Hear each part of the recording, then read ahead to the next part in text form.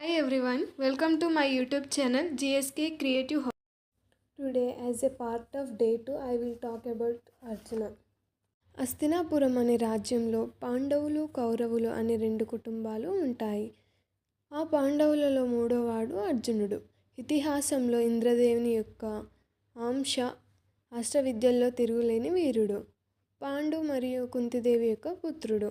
అర్జునుని జననం.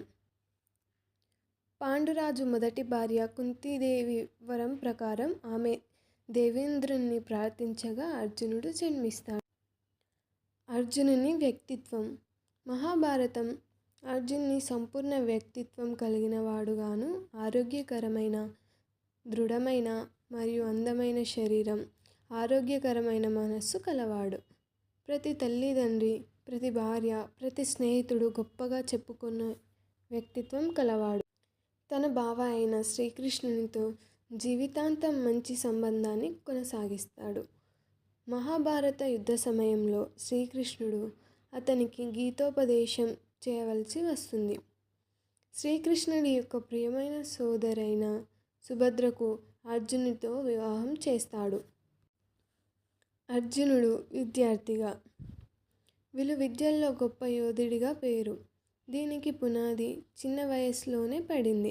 ద్రోణాచార్యుని దగ్గర విలువిద్య నేర్చుకున్నాడు అర్జునుడు. అర్జునుడి విల్లు పేరు గాంధీవం. కర్తవ్య పాలనలో అర్జునుడు.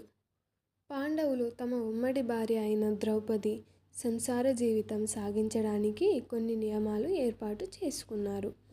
ఈ నియమాల ప్రకారం ఒకరు ద్రౌపదితో ఏకాంతంగా ఉన్నప్పుడు మరొకరు వారి ఏకాంతానికి భంగం కలిగించరాదు. ఇలా భంగం కలిగించిన వారికి ఏడాది పాటు బహిష్కరణ శిక్ష విధిస్తారు. పాండవులు ఇంద్రప్రస్థానాన్ని పరిపాలిస్తున్నప్పుడు అత్యంత కఠినమైన సమయంలో ఇతరులకు సహాయం చేయడం కోసం శిక్ష గురించి జంకకుండా తన ఆయుధ సామాగ్రి కోసం ద్రౌపది గదిలోకి వెళ్తాడు అర్జునుడు. ఆ పని పూర్తయిన వెంటనే ధర్మరాజు ద్రౌపదితో సహా కుటుంబం మొత్తం వారిస్తున్న 1 సంవత్సరం పాటు తనకు తానే బహిష్కరణ శిక్ష విధించుకుంటాడు. అరణ్యవాసం, అజ్ఞాతవాసం. అజ్ఞాతవాసంలో అర్జునుడు తనను ఎవరు గుర్తుపట్టకుండా బృహన్నల వేషం ధరిస్తాడు.